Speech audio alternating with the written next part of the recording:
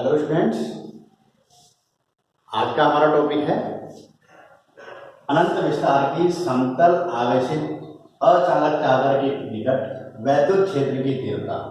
यानी हमारे पास क्या है, अब आपको पता है कि अभी हम आपको एप्लीकेशन ऑफ गॉस लॉ बता रहे हैं कि जो गॉस जो प्रमेय है उसके अनुप्रयोग हम किस किस तरह से करते हैं और क्या है। तो गॉस के प्रमेय के द्वारा जो है हम किसी भी जो आवेशित तार है या कोई सीट है उसके आसपास के जितने भी कण होते हैं उन पर हम वैद्युत क्षेत्र टोटल इलेक्ट्रिक फील्ड ज्ञात करते हैं और उसको इलेक्ट्रिक फील्ड को निकालने में जो गॉस के थ्योरम है हमें काफ़ी हेल्पफुल होती है।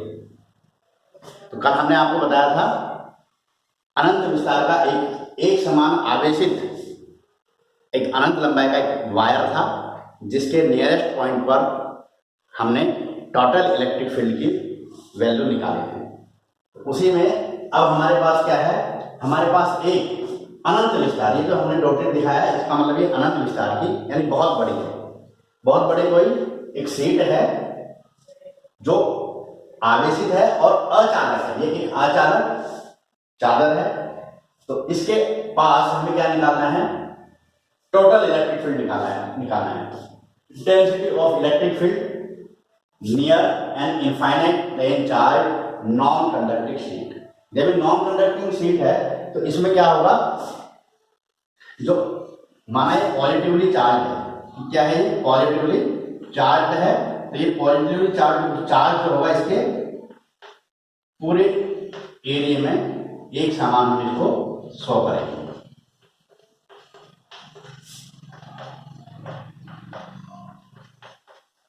अगर ये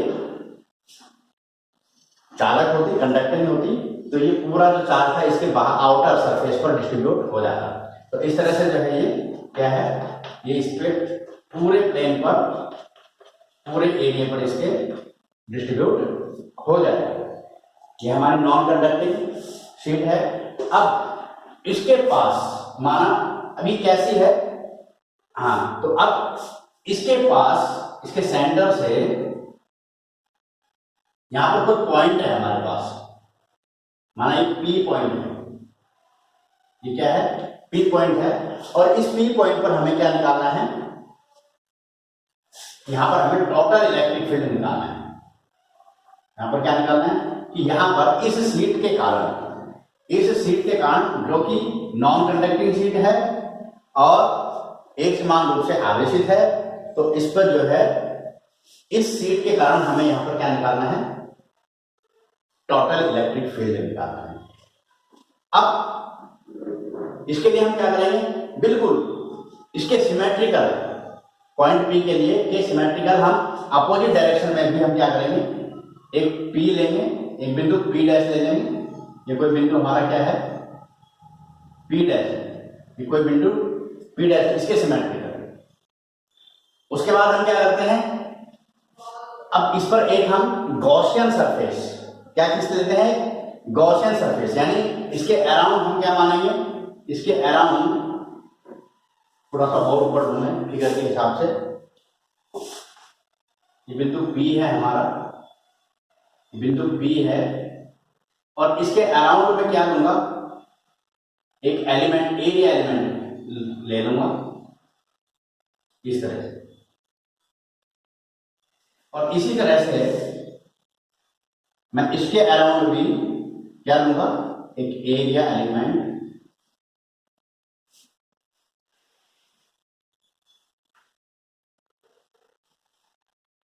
इस तरह से ले लेता हूं। देखो दोनों सिमेट्रिकल हैं, इसके अपोजिट डायरेक्शन में यहां पर। तो अब मैं क्या करूंगा कि यहां पर इसके एक सिलेंड्रिकल, अब मैं क्या करूंगा सिलेंड्रिकल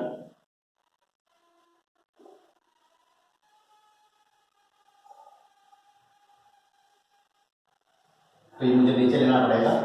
इस तरह से सिलेंड्रिकल में क्या ले लूंगा, गॉसियन सरफेस डॉटेड दिखाएंगे क्योंकि ये भी अनंत विस्तार है। तो इसको मैं थोड़ा सा ठीक कर लेता हूं।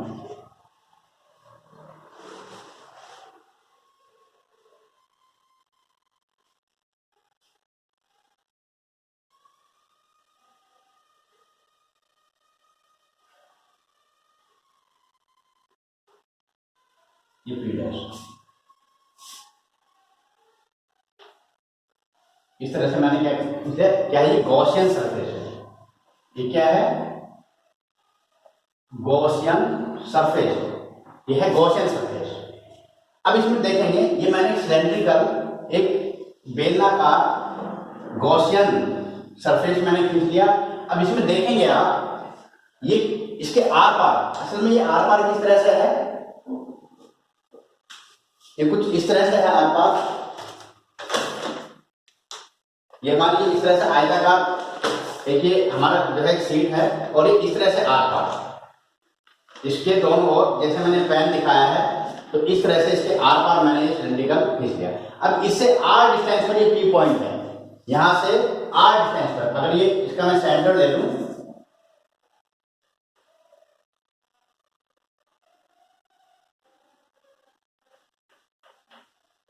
ये ए है, तो ये क्या है, ये यहां से सेंटर से आर डिस्टेंस पर है, ये इस तरह से आर डिस्टेंस पर है ये, तो इसके आर पार। तो अब आप देखेंगे, ये जो हमारा गॉसियन सरफेस है, बेलनाकार गॉसियन सरफेस है, ये क्या होगा, इसके ये जो दो तल हैं जिनको हम समतल तल बोलते हैं, यानी दो आधार हैं, ये इसके क्या होंगे, पैरेलल है। जो ये सीट है, सीट के बिल्कुल पैरेलल है। और जो इसका ये वक्र पृष्ठ है, ये जो इसका वक्र पृष्ठ है, ये क्या है, ये वक्र पृष्ठ इसका इसके पैरेलल है। ये क्या हो जाएगा इसके, ये इसके पैरेलल है।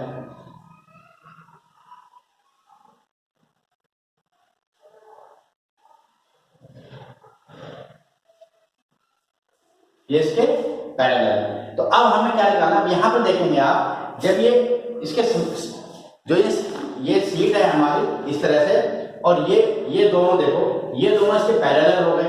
जब ये पैरेलल हो गए, तो इसका जो एरिया वेक्टर होगा, वो एरिया वेक्टर क्या होता है, परपेंडिकुलर होता है उसकी सरफेस के। और इस पे जो ई होगा, ई किधर को होगा, ई भी जो ये समतल सरफेस है इसकी, ये जो समतल तल है इसके परपेंडिकुलर होगा, सीट से बाहर की ओर होगा, या सीट पर ऐसे होगा ई।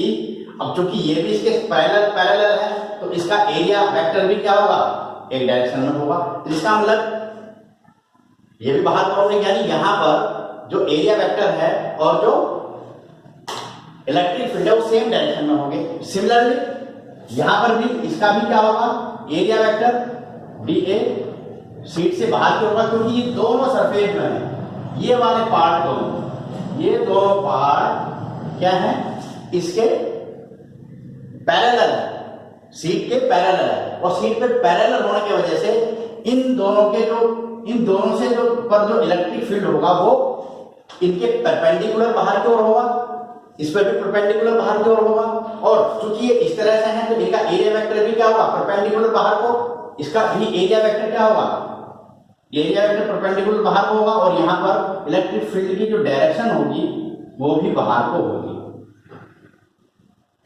इस तरह से। तो इसका मतलब क्या है कि इन दोनों पर ये स्थिति होगी। अब ये हमारा क्या है, ये जो इसका वक्र पृष्ठ है, जो इसका वक्र पृष्ठ है, ये वक्र पृष्ठ क्या होगा, सीट के पैरेलल। अब देखिए जरा, ये सीट इस तरह थी, तो ये इसका क्या है, वक्र पृष्ठ है, तो ये इसके क्या हो गया, पैरेलल। देखो इस तरह से, ये इस तरह से पैरेलल हो गया। इलेक्ट्रिक फील्ड हमारा इस तरह से है, ये इलेक्ट्रिक फील्ड इस तरह से जैसे चौक मैंने दिखाया है, और ये हमारी वक्र पृष्ठ है, तो ये दोनों क्या हो गए, पैरेलल। यानी यहां पर जो है, यहां पर जो ई है वो इस तरह से होगा। और अगर मैं यहां का इसका एरिया वेक्टर लूं, तो उसको तो यानी अगर मैं यहां पर क्या ले लूं, कोई छोटा सा एलिमेंट ले लूं, तो ये मैंने एलिमेंट ले लिया, तो इस एलिमेंट पर जो इसका एरिया वेक्टर होगा, वो एरिया वेक्टर कुछ इस तरह से होगा बाहर की ओर। और यहां पर जो ई होगा, वो ई ये होगा बाहर की ओर, ये ई जो होगा ये ऐसे होगा। तो यानी यहां पर जो एरिया वेक्टर है, इसलिए कि एलिमेंट का जो एरिया वेक्टर है और इलेक्ट्रिक फील्ड है, वो दोनों के बीच जो एंगल होगा वो 90 डिग्री होगा, यानी दोनों परपेंडिकुलर होंगे। अब हमें क्या करना है, अब हमें तो इस शीट के कारण ओवरऑल कंडीशन में P पर टोटल इलेक्ट्रिक फील्ड हमें चाहिए। और वो तरीका क्या है हमारा, अब हमें क्या निकालना है, associated flux with Gaussian, associated flux total flux associated with Gaussian surface. यानी ये जो गॉसियन जो हमारा बेलनाकार गॉसियन सरफेस है, पृष्ठ है, इससे परिबद्ध टोटल इलेक्ट्रिक फ्लक्स कितना है वो हमें कैलकुलेट करना है, वो निकालना है हमें। तो अब उसके लिए हम दो तरीके अपनाते हैं। मैंने कहा था कि दो तरीकों से हम इस गॉसियन सरफेस से परिबद्ध वैद्युत क्षेत्र को जो इलेक्ट्रिक फ्लक्स है, वैद्युत क्षेत्र का जो फ्लक्स है, वैद्युत फ्लक्स है, उसको हमें निकालना है दो तरीकों से। एक तो हम बाय द डेफिनेशन ऑफ वैद्युत फ्लक्स, और दूसरा गॉस लॉ के अनुसार। ये उससे पहले एक चीज और देख लेते हैं, हमें दिया गया क्या है, गिवन क्या है। चूंकि ये शीट है और इस पर जो पॉजिटिवली चार्ज है, ये पॉजिटिवली चार्ज है, ये क्यों चार्ज है, इस पर समान रूप से वितरित है। तो इसका जो सरफेस चार्ज डेंसिटी होगी, surface charge density,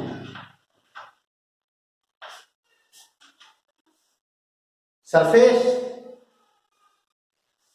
charge density क्या होगी, ये होगी, ये स्पेलिंग से होगी, surface charge density. Surface charge density क्या होगी, सिग्मा होगी। क्या होगी, सिग्मा। यानी इसको ये क्या है, आवेश का पृष्ठ घनत्व, पृष्ठ घनत्व क्या होगा, सिग्मा। और ये क्या है, सिग्मा की वैल्यू क्या है, Q अपॉन ए। ये हमें गिवन है, यानी एक समान रूप से आवेशित है, तो इस पर जो आवेश का जो घनत्व होगा, पृष्ठ घनत्व होगा, वो सिग्मा होगा Q अपॉन ए, कूलाम पर मीटर स्क्वायर। ये गिवन है, तो ये हमें गिवन है। अब हमें क्या करना है, अब हमें फ्लक्स कैलकुलेट करना है कि टोटल फ्लक्स इस गॉसियन सरफेस से जो परिबद्ध टोटल फ्लक्स है वो हमें कैलकुलेट करना है दो तरीकों से, पहले डेफिनेशन से और फिर गॉस थ्योरम से। तो हम परिभाषा के अनुसार ले लेते हैं कि जो इसके दो समतल पृष्ठ हैं, जो दो समतल पृष्ठ हैं, इनसे कितना इलेक्ट्रिक फील्ड, इससे कितना वैद्युत फ्लक्स निकलेगा। आप जानते हैं कि इससे निकलने वाला जो डी फाई है, डी फाई ई, वहां से वो कितना होगा, कितना होगा, ई डॉट डी ए। यानी इलेक्ट्रिक फील्ड और क्षेत्रफल वेक्टर के दोनों के क्या होगा, दोनों के क्या होगा, ये क्या लिख लेते हैं, दोनों के डॉट प्रोडक्ट, यानी समतल पृष्ठों से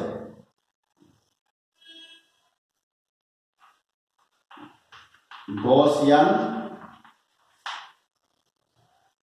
पृष्ठ, गॉसियन पृष्ठ से, गॉसियन पृष्ठ के समतल, समतल पृष्ठों से परिबद्ध, परिबद्ध क्या, फ्लक्स कितना होगा, ये दोनों से होगा। तो इसके कारण भी जो होगा, इसके कारण भी होगा, दोनों क्या हो जाएंगे, ऐड हो जाएंगे। तो एक पृष्ठ के कारण कितना होगा, एक पृष्ठ के कारण होगा तो कितना होगा, फाइव ई, फाइव ई निकाल लेते हैं, फाइव ई डैश लिख देता हूं मैं इसको, कितना हो जाएगा ये, उसके कारण कितना होगा, ई डॉट डी ए, एक छोटे एलिमेंट के कारण। लेकिन मुझे इस पूरी के कारण चाहिए, जब मैं मुझे इस पूरी के लिए चाहिए तो ये क्या हो जाएगा, इसका मैं इंटीग्रेट कर दूंगा, और चूंकि क्लोज सरफेस है ये, तो इसके लिए हो जाएगा, क्योंकि इसका एरिया क्रॉस सेक्शन मैंने कितना लिया है, ए लिया है, इसका क्रॉस सेक्शन एरिया कितना लिया है मैंने, ए लिया है, तो ये कितना होगा, इसका टोटल ये हो जाएगा, प्लस दोनों ऐड हो जाएंगे ना इसके कारण भाई, तो ये कितना होगा, इसके कारण भी यही होगा, क्योंकि इन दोनों पर दोनों पैरेलल हैं, डी ए ई यहाँ भी पैरेलल है, वहां भी पैरेलल है, तो इससे भी इतना फ्लक्स निकलेगा, इससे भी इतना फ्लक्स निकलेगा, तो इनसे दोनों से टोटल फ्लक्स कितना निकल जाएगा, दोनों को हम ऐड कर देते हैं, दोनों को ऐड कर देते हैं। चूंकि यहाँ पर थीटा की वैल्यू क्या है, थीटा की वैल्यू 0 है। जब थीटा की वैल्यू 0 है तो यहाँ देखेंगे EDA देख लेते क्या होता है। EDA क्या होता है, ये कहें, इसको थोड़ा सा ये छोड़ करें, ज्यादा नहीं। ये क्या हो जाएगा, EADA प्लस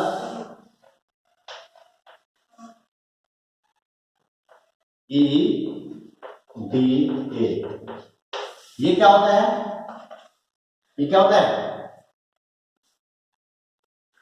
या एक मिनट सॉरी, थोड़ा एक और बता दूं मैं यहाँ पर, थोड़ा डिटेल में करते हैं।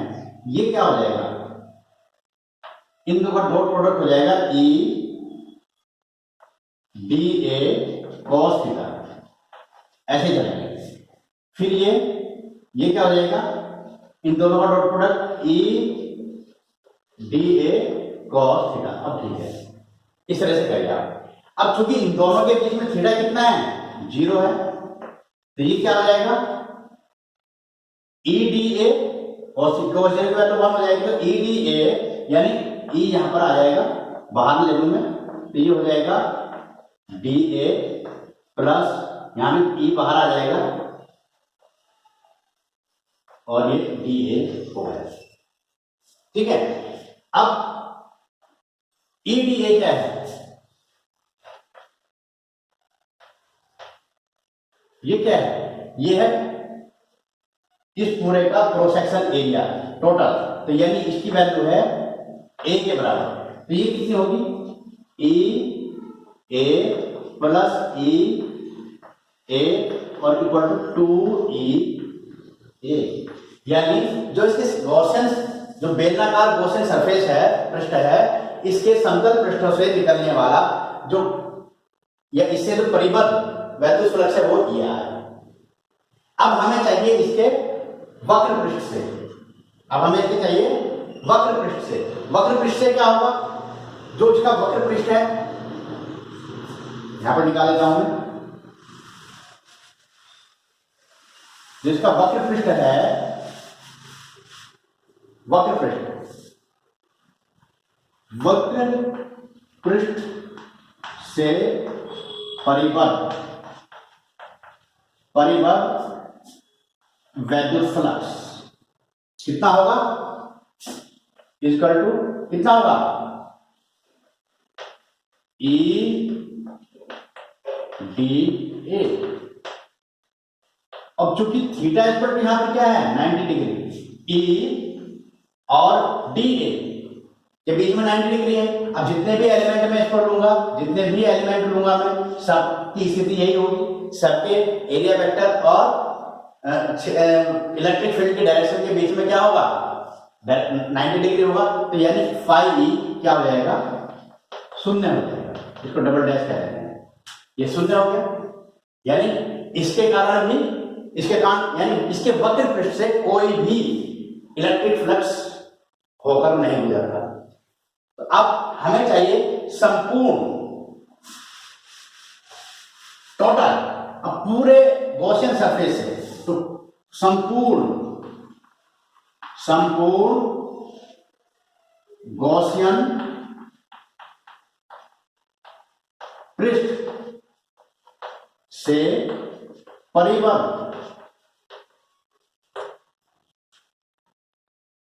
फ्लक्स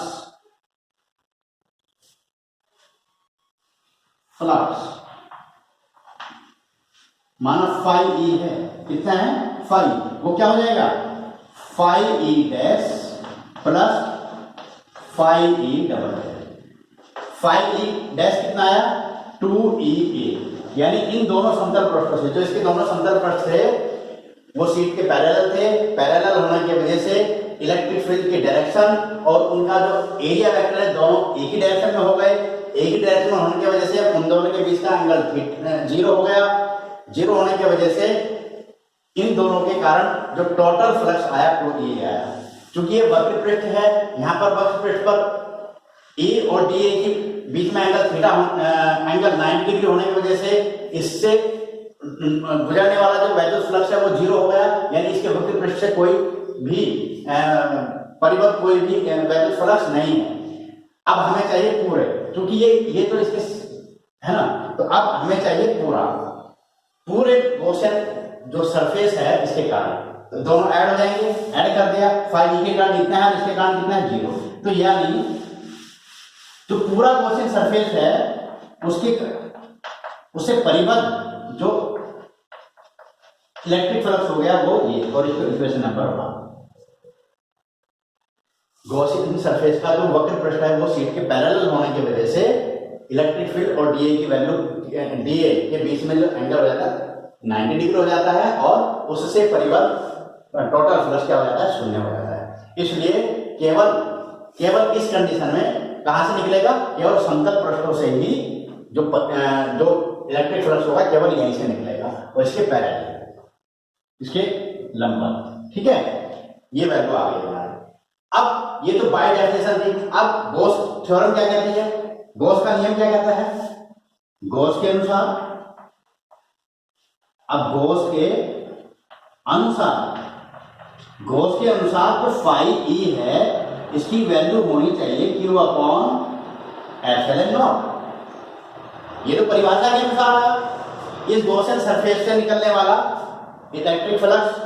लेकिन गॉस थ्योरम क्या कहती है, किसी भी बल पृष्ठ से होकर गुजरने वाला जो वैद्युत फ्लक्स है वो इतना होता है। और Q कितना होता है हमारे पास, Q हमने बताया था, अभी मैंने sigma equal to Q upon A बताया था, सरफेस चार्ज डेंसिटी।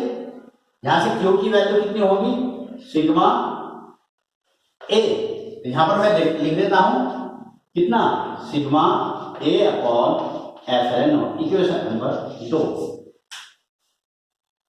इन दोनों इक्वेशंस को हम क्या कर देते हैं, कंपैरिजन कर देते हैं, यानी इनको इक्वेट कर देते हैं। जब इनको इक्वेट करेंगे यानी इनको बराबर रखेंगे तो कितना आ जाएगा, 2EA इक्वेटिंग इक्वेशन नंबर 1 और 2, यानी दोनों को बराबर करने पर कितना जाएगा, sigma A upon epsilon naught. E की वैल्यू कितनी हो जाएगी, सिग्मा ए अपॉन ये 2E कहा जाएगा, ये रिप्लेस हो जाएगा यहां पर, सॉरी 2E रिप्लेस होगा, E को तो हमें फाइंड करना है, A रिप्लेस होगा, क्या होगा, A रिप्लेस होगा, और A यहां से कैंसिल आउट, तो sigma upon 2 epsilon not Newton पर कूलम। तो किसी भी अचालक शीट के कारण जो है, जो आवेशित अचालक शीट है उसके कारण उसके नियरेस्ट पॉइंट पर जो टोटल इलेक्ट्रिक फील्ड होता है वो ये होता है। अब इसमें क्या है, इसमें R नहीं आया है, इसका मतलब R is not depend distance, यानी दूरी पर निर्भर नहीं करता। इसका मतलब क्या है कि इस शीट के आसपास जितने भी पॉइंट होंगे उन पर सब पर इलेक्ट्रिक फील्ड कितना होगा, एक ही होगा, समान होगा। ये अब एक चीज और है, अगर ये नेगेटिवली चार्ज होती, ये तो पॉजिटिवली चार्ज शीट के लिए मैंने बताया, अगर ये नेगेटिवली चार्ज होती तो उस कंडीशन में इसका मैग्नीट्यूड ये होता, E का मान यही आता, बट उसकी डायरेक्शन चेंज हो जाती। क्या हो जाती, डायरेक्शन चेंज हो जाती। अब तो इसकी डायरेक्शन क्या है, शीट के परपेंडिकुलर बाहर की ओर, शीट के परपेंडिकुलर बाहर की ओर। अगर मैं इसको एरो मान लूं तो शीट के परपेंडिकुलर बाहर की ओर, और अगर ये नेगेटिवली चार्ज शीट होती तो आता वैल्यू यही, बट क्या हो जाती, शीट के परपेंडिकुलर शीट की ओर, तो ये अंतर होता। तो इस तरह से हम जो है किसी भी अचालक शीट के कारण गॉस थ्योरम का उपयोग करते हुए हम क्या निकाल लेते हैं, टोटल इलेक्ट्रिक फील्ड निकाल लेते हैं। ये थैंक यू।